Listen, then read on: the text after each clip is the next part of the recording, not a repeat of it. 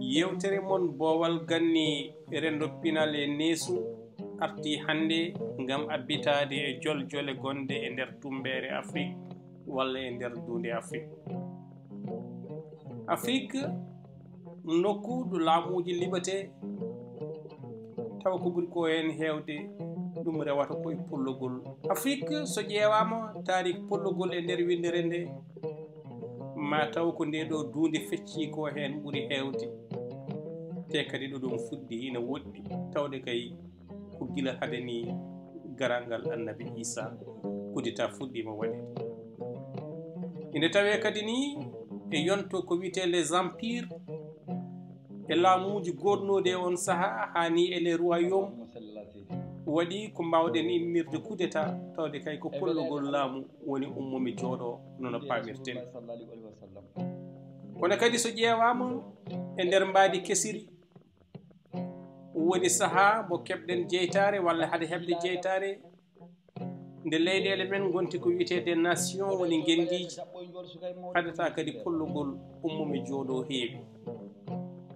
Naam sababuji ɗi ine keewi hayso tawi wona sababuji ɗi garɗen haalde battane mum kadi ine keewi tawde kay so tawi pollogol waɗi e nder leydi ndi ne yatiri caggal hakke duuɓi sappo to banggue jaɓɓal ɓamtare mum. kono kadi wona battane ɗe garɗen haalde garɗen hande ko wadde ko wiyete état de lieu ƴewde hol kudetaji goɗɗi holnde ne gooti holno ɗi gooti e ko wittoji kewɗi kolliri wonde tuggi 1951 hitaɗe ujunere temedde jeenayyi e capanɗe joyyi leyɗele kewɗe Afrique taw ko cuwa heɓde koye men ha heeɓi hitade 2020 ko ina abbo e capanɗe jeenayyi coup d'état mbaɗi e nder Afrique. Keewal coup d'état ji baɗɗi ni e nder Afrique ene limte hande hakke 103 walla 104 coup d'état. Gila e coup d'état ji jettiɗi pandale men ha e coup d'état ji goɗɗi moccuɗi ɗi jettaki pandale men. ɗin coup d'état ji hen sahaji jibni wargoji ardiɓe leyɗele kono kadi hen sahaji jibni lefti ɓen ɗon waɗannoɓe muccude. Wodi kadi lamɓe hoynaɓe hen woodi umaninoɓe pollugol donki dutti kadi koyna hen. So ƴeewama kadi tuggi 1951 ha 2020 yimɓe ɓe ganduɗa ɓe ko heɓruɓe laamu taw ko keɓgol dewgol lawol taw koto banggue politique woni sumgoji so ƴeewama ɓuurani laabi 30 ko ɗum waɗi nder Afrique taw noon pollugol ngol timmi laabi 90. yanti hen kadi ko 26 hoorejo leydi tan goppi laamu taw koye weleede men e wellitaru men caggal ko taƴanano ko nde laamu nde timmi mbi goppi jeehi laabi men. Coup d'état ji kadi wona tan Afrique heerori ɗum hayso tawi noon ko Afrique ɓuuri ittude hen gueɗal mum. ɗum ni woni sababu fedde gotago windere nde guila no woni OUA haade mum wondi UA fedde gotago Afrique kañum ni suɓinoma wiide hankkadi woppitta leyɗele ɗe tan e sagoji men kono kala baɗɗo coup d'état maɓe jow ɗum kono kadi maɓe pawe mum kuuɗe. ɗum ko OUA adduno Union africaine nde ari kadi tuggi 2003 jokki ngal ɗon jaɓɓal. ɗum ko caggal pottital e nanodiral ciifonogal to Lame wuro laamorgo leydi Togo. eɗen mbawi wiide noon e teskuyo woodi ko ɗum usti no feewi e coup d'état ji baɗannoji saabu tuggi 1991 ha 2000 15 pollugol mbaɗi kono noon ɗum arti ha e 6 e nder duuɓi sappo wiɗi ɗi hen woni 2011 ha 2020. ɗum fof e waade noon haɗata kadi fedde witede CEDEAO taw renndini ko Afrique leyɗele Afrique banggue hirnangue ɗo coup d'état ji kadi ɓuuri hewde e nder Afrique ɓenne kadi e kala saaha ina ƴetta peeje ngam yowde ɓen ɗon waɗoɓe pollugol hayso tawi fannuji pollugol goɗɗi no gooti. woodi wittoji goɗɗi biiɗi wonde tuggi 1950 faade e o saaha mo gonɗen ko waɗi koye coup d'état ji kay wona tan 90 walla 104 ala timmi temedde ɗiɗi e nayyi coup d'état baɗɗo taw yoga hen jettima fandaru men saabu feccere nde woni temedere ɗiɗo ɓe mbawi yettade fandaru men so jooɗade e jappe kono kadi coup d'état ji ɗi eɗen gandi mbaɗi ummetere ɓuuri tengtude ga e Afrique banggue hirnangue e o saaha mo gonɗen saabu e lebbi 17 tan ko ina abbo e coup d'état ji nayyi mbaɗi ga e Afrique banggue hirnangue ɗiɗi ɗi mbaɗi koto Mali e lewru août 2020 kañum e lewru mai 2021 goto o waɗi ko Tchad e lewru mai 2021 taw jiidani e baɗɗo to Guinée eɗen mbawi ɓeydude hen e o saaha baɗɗo to Burkina Faso wona joyi joni noon eɗen mbawi arde e ƴewde dartol coup d'état ji e nder Afrique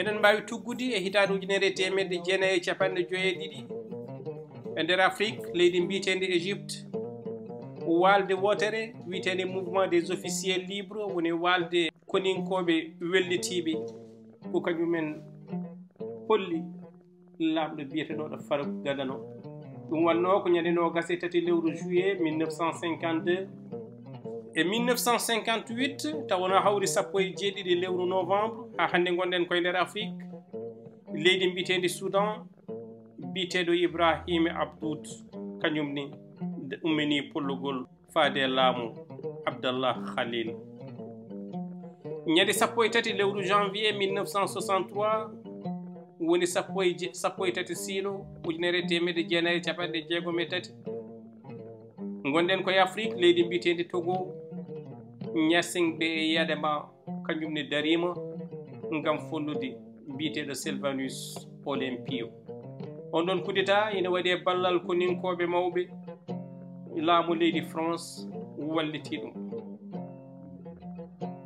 wona tan ni pollugol waɗi kono Sylvanus Olympio warama e ngol ɗon pollugol lomtimba biteɗo Nicolas Grunitski ñande 27 lewru octobre 1963 ha joni gonɗen koye Afrique leydi ina wiye République de Dahomey hande wiyete ko Bénin biteɗo Christophe Sogolo ummima folli biteɗo Hubert Manga ñande 17 lewru février 1964 e nder Afrique ha hande gonɗen koye leydi Gabon miltireɓe gabonaɓe ummima ngam liɓde laamu biteɗo Léon Mba ñande 12 lewru janvier 1964 to wiyete Zanzibar e nder Afrique John Okello darima ngam liɓde laamu biteɗo Jamshid Ben Abdallah ɗum jibini ko wiyete filñetere Zanzibar ñande 19 lewru juin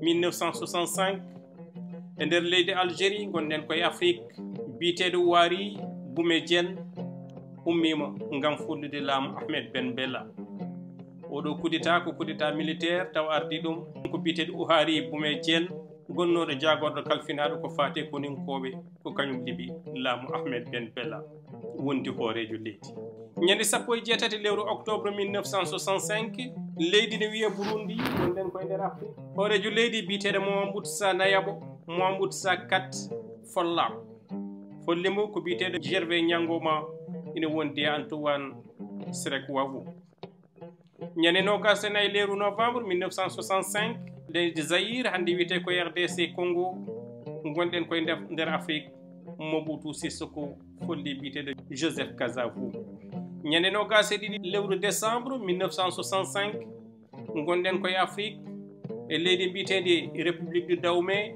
ina gasa taw hande wiyete ko leydi Bénin biteɗo Christophe Soglo rutti kadi liɓi laamu biteɗo Tahirou Kongakou e on sahani taw Tahirou Kongakou ina heblono sugngoji liɓa taw liɓi mbo ko Christophe Soglo keptuɗo laamu ngu e nder juuɗe mum lawol ɗimmo ñande goo lewru janvier 1966 leydi mbiteɗi Centrafrique biteɗo Jean Bedel Bokassa kañumni ummima ngam follude laamu biteɗo David Dacko ñande 3 lewru janvier 1966 leydi mbitendi Haute-Volta hande wiyete ko Burkina Faso Aboubacar Sangoulé Lamizana ummima ngam follude laamu Maurice Yameogo. Ñande sappo e joyi lewru janvier 1966 ha hande e nder leydi Nigeria John Aguiyi Ironsi folli namdi Azikiwe. Ñande nogas e go lewru février 1966 e leydi Ghana Joseph Arthur Ankara folli Kwame Nkrumah. E lewru juin 1966 e nder Congo Mariam Mugabe ummima ngam libde laamu Alphonse Massamba Deba. Ñande jeetati lewru juillet 1966 leydi mbiteende Burundi gorko mbiteeɗo Inta 5 ummima ngam libde laamu Léopold Biya. E lewru juillet 1966 nder leydi Nigeria mbiteeɗo Yakubu Gowon ummima kañumne libi laamu mbiteeɗo Johnson Aguiyi Ironsi. Ñande nogas e jeenayi lewru novembre 1966 leydi mbiteende Burundi mbiteeɗo Michel Mikombero darima kañumne folli on ɗon pollunoɗo no wiye intérêt 5 ɗum waɗi ko 1966. E nder nden hitande wotere leydi Uganda mbiteeɗo Milton Obote darima libi laamu mbiteeɗo Edouard Mutesa. Ñande sappo e jeeɗiɗi lewru décembre 1966 gonɗen ha hande koye dongre Afrique leydi mbiteende Dahomey Jean-Baptiste Hachemé Maurice Kouandare Alphonse Allé darima ngam libde lambu Christophe Soglo keptirno non lambu. Ñande nayi lewru septembre 1968 e nder Afrique ha hande gonɗen koye leydi Congo Mariam Gouabi arti ha hande ngam follude mbiteeɗo Alphonse Massamba Demba. Ñande sappo e jeenayi lewru novembre 1968 gonɗen koye leydi Mali Moussa Traoré darima libi laamu Modibo Keita. Ñande goo lewru septembre 1969 e nder leydi Libi Muammar Kadhafi darima libi laamu Idrissa Gadano walla Idrissa Premier.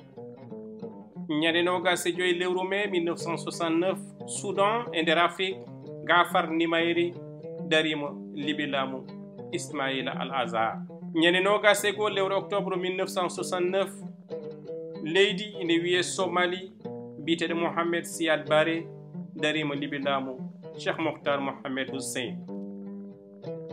Ñande sappo lewru décembre 1969 leydi Dahomey République Dahomey Maurice Kouandete darima libi laamu Émile Derling Zinsou. E hitande 1970 leydi Ghana Ignaté Skoutou Acheampong darima libi laamu mbiteeɗo Edouard Akulo Ado. Ha hande e 1970 ujunere temedde jeenayi e capanɗe jeeɗiɗi leydi mbiteende Lesotho gonɗen koye nder Afrique Joseph Léopold Kanatan ummima ngam libde laamu mbiteeɗo Ntusu Mokhetle. Ñande nogas e tati lewru mars 1970 e nder Afrique ha joni leydi Congo Pierre Kinganga darima libi laamu Mariam Mugabe hade fitande mum yoɓede kañum e hoore mum. Ñande nogas e joyi lewru janvier 1971 leydi Uganda mbiteeɗo Idi Amin Dada darima libi laamu mbiteeɗo Milton Obote. Ñande sappo lewru juillet 1971 e nder Afrique leydi mbiteende Maroc Mohamed Medbou darima ngam follide laamu Hassan II ɓe innira ɗum pollogol Chirat. Ñande sappo e jeenayi lewru juillet 1971 e nder leydi Soudan mbiteeɗo Hachem Al Atta darima ngam libde laamu Gafar Mineyri pollunoɗo kañum. Ñande nogas e ɗiɗi lewru février 1972 e leydi Congo pollugol muccugol kadi waɗi ngam libde laamu Mariam Ngouabi. Ñande sappo e jeegom lewru août 1972 duttoɗen to leydi Maroc ha joni Hassan Dono dari ine ñiɓi takki kono Mokhtar Oufkir hetima kadi wadde mbo coup d'état kono ɗum laataki ɓe innira ɗum no coup d'état des aviateurs. Ñande nogas e jeegom lewru octobre 1972 République du Dahomey Mathieu Kérékou ummima libi laamu Justin Aho Madegbe. Ñande joyi lewru juillet 1973 leydi Rwanda mbiteeɗo Juvenal Abiyaramena darima libi laamu Grégoire Kayibanda. En 1974 leydi Éthiopie Aman Mikael Andom darima libi laamu Haïlé Sélassié Gadon. En 1974 ha joni gonden koye Éthiopie nden hitande wotere kollugol ɗimmol waɗi hen Mengistu Ayni Mariam ari ngam libde laamu Aman Andom. Ñande 15 lewru avril 1974 leydi Niger Seyni Kounthé ummima ngam fullude laamu biteɗo Amani Diori. En 1975 leydi Comore ko duuɗi mbite noon Seydi Mohamed Jafar ummima folle laamu Ahmed Abdallah. E nden hitande 1975 leydi Nigéria Murtala Mohamed libi laamu Yakubu Gowon. E nden hitande 1975 Jamahiriya Arab Libya ko nder leydi Libi gonden Omar El Haneri ummimo ngam etade libde laamu Mohammed El Gaddafi. E nden hitande lewru avril 1975 to leydi Tchad Noël Milarew Odingar ummima ngam libde François Tombal Bay. Ñande go lewru novembre 1976 e leydi Burundi Jean-Baptiste Bagaza ummima kañumni folle bitede Michel Micombre. E hitande 1976 les îles de Comores gonden koye nder Afrique Ali Soli darima libi on ɗon libnuɗo laamu on ɗon wiyete ko Seydi Mohamed Jafar. E nden hitande 1976 leydi Nigéria kadi Olusegun Obasanjo libi laamu biteɗo Murtala Mohamed.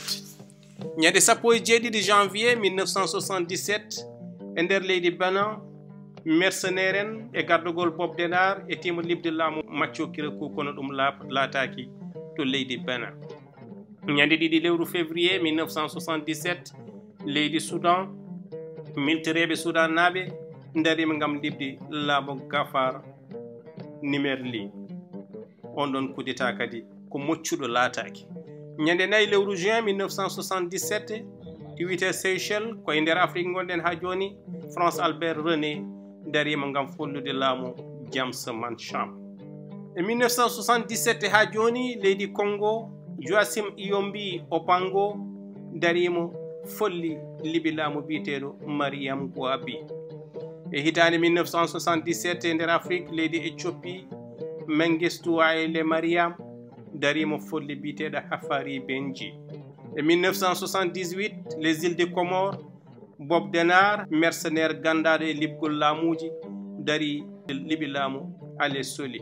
E 1978 leydi Mauritanie Moustapha Ould Salek darima folle Mokhtar Ould Dadda gonnoɗo toon guila jeytare.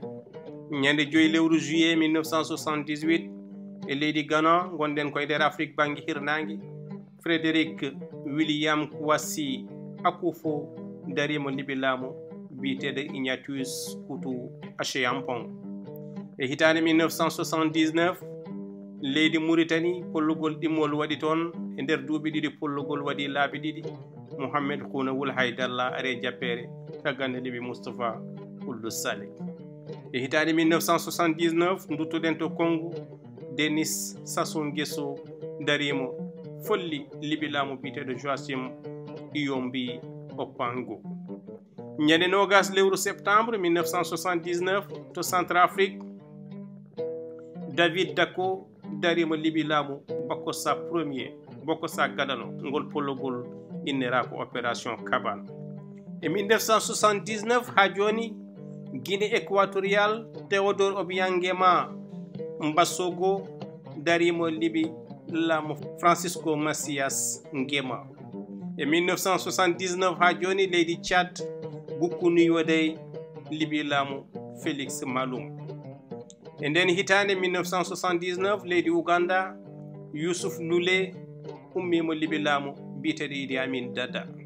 E nden hitande 1979 leydi Ghana Jerry Rawlings darima libi laamu Frédéric Williams Kouassi Akufo.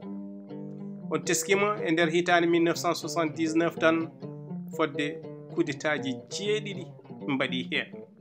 Ñande 25 lewru novembre 1980 leydi mbiteedi Haute-Volta hande ne wiye Burkina Faso mbiteɗo Seyzergo heɓti laamu Sangoulé Lamizana. ñande sappo e ɗiɗi lewru avril 1980 e leydi Libéria Samuel Doe ari e jappere caggal nde folli William Richard Tolbert. ñande sappo e nayyi lewru novembre 1980 leydi Guinée Bissau João Bernardo Vieira ari e laamu caggal nde limi Louis Cabral. e hitande 1981 to Centrafrique André Kolingba libi laamu David Dacko. e nden hitande 1981 e nder Afrique leydi Ghana biteɗo Jerry Rawlings darimo folli Hila Liman. e lewru juillet 1981 leydi Gambie Kukoy Sagna darima ngam etade libde laamu Dawudo Jawara hayso tawi ɗum laataki. ñande 25 lewru novembre 1981 to Seychelles lawol ɗimmol mercenaire ummiɓe Afrique du Sud darima ngam libde laamu François Albert René ngol pollugol kadi laataki.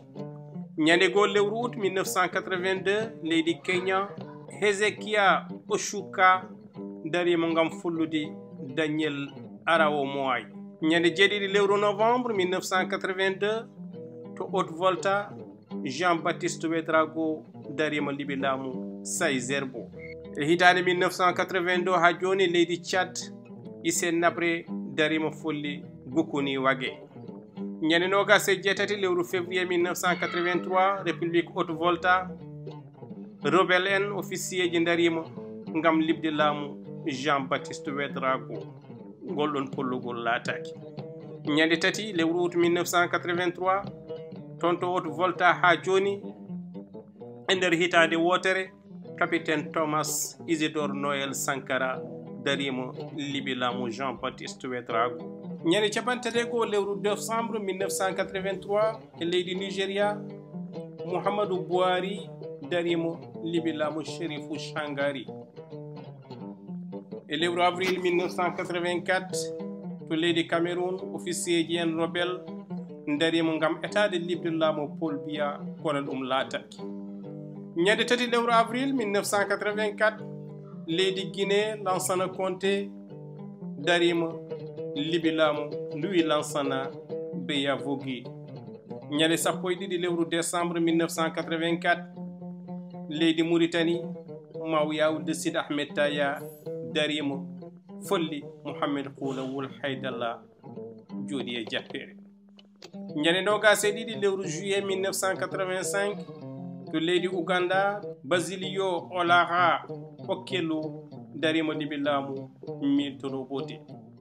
ñande 6 lewru avril 1985 leydi Soudan Abderrahman Souar Al Dahab darima heɓti laamu e juuɗe Gafar Nimeiri. e hitande 1985 leydi Nigéria Ibrahima Babangida darima folli Mohamed Bouhari. ñande 15 lewru janvier 1986 to Lesotho e nder Afrique biteɗo Justin Lehagna darima libi laamu Joseph Léaoubuya Jonathan. e 1986 leydi Soudan Ahmed Al Mirghani libi laamu Abderrahman Souar Al Dahab. ñande 23 lewru septembre 1986 to leydi Togo officier ji rebelle en darima ngam etade libde laamu Gnassingbé Yadema kono noon ɗum laataki. 15 lewru octobre 1986 to Burkina Faso Blaise Compaoré darima folli Thomas Sankara Wara. ñande 3 lewru septembre 1987 e nder leydi Burundi Pierre Buyoya darima folli biteɗo Jean-Baptiste Bagaza. ñande 7 lewru novembre 1987 nder leydi Tunisie Zeynel Abidine Ben Ali libi laamu Habib Bourguiba. ngolɗo pollugol noon fawi koye wiyede wonde omo wonde Rafi Cella ɓe inniri ɗum kudeta 7 novembre. ñande 3 lewru juin 1989 to leydi Soudan Omar El Bashir darima libi laamu Ahmed Al Mirghani. e 1990 to leydi Libéria Prince Johnson darima libi laamu Samuel Doe. ɗum ɗon ummini hare rendo mangu jiɓgu bonni leydi Libéria.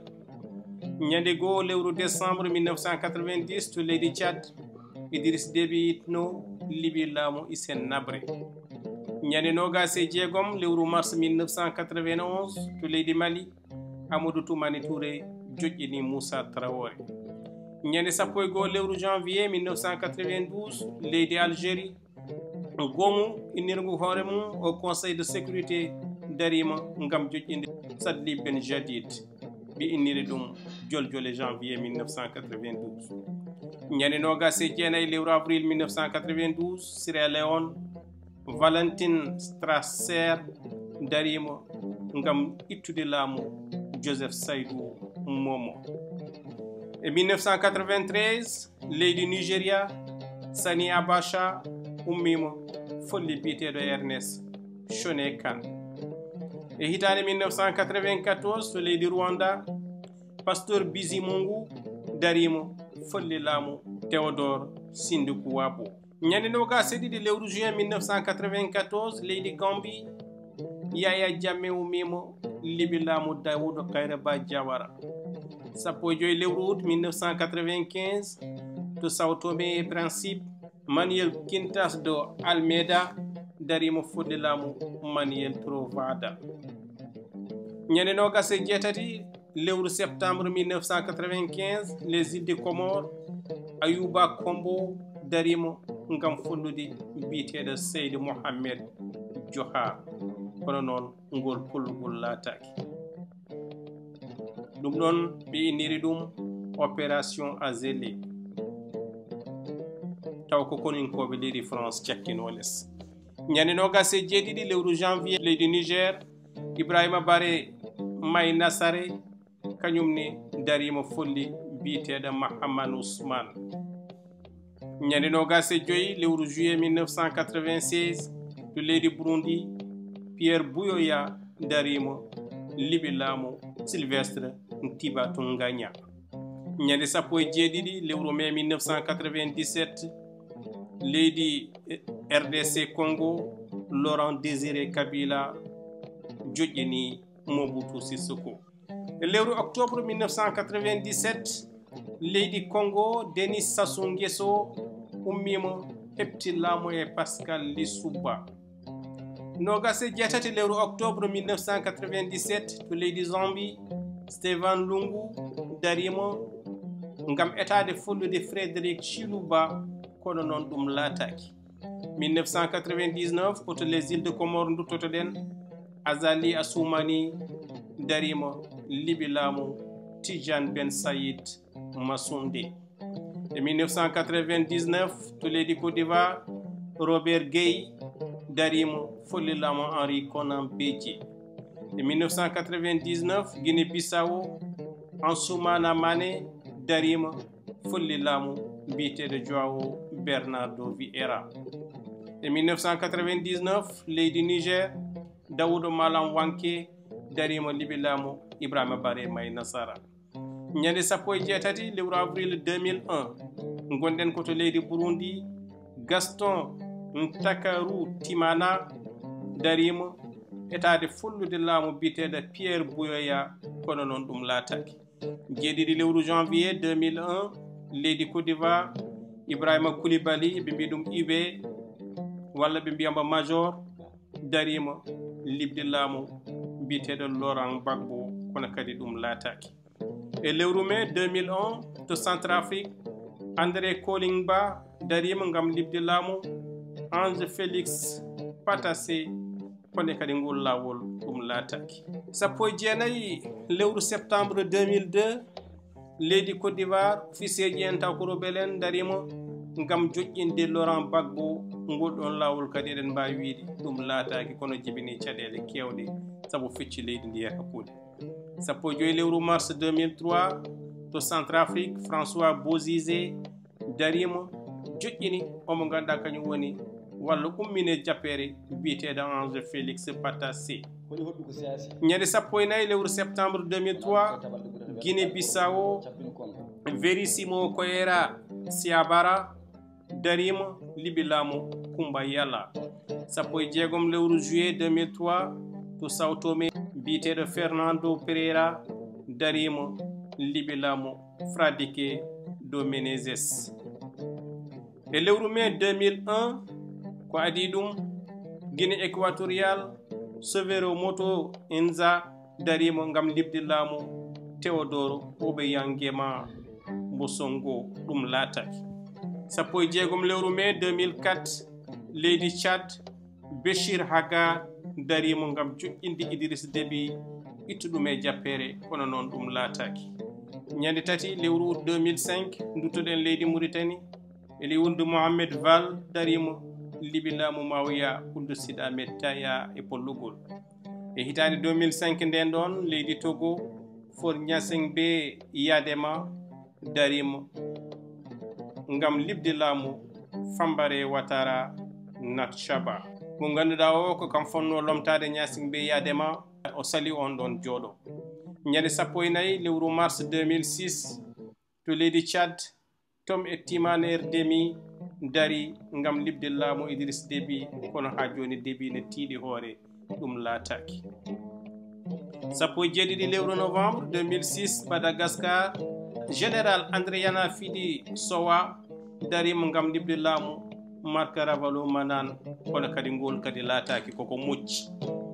E nder leydi Mauritanie 6 lewru août 2008 Mohamed Ould Abdelaziz darima folli Sidi Mohamed Ould Abdallah ngol kam laatima.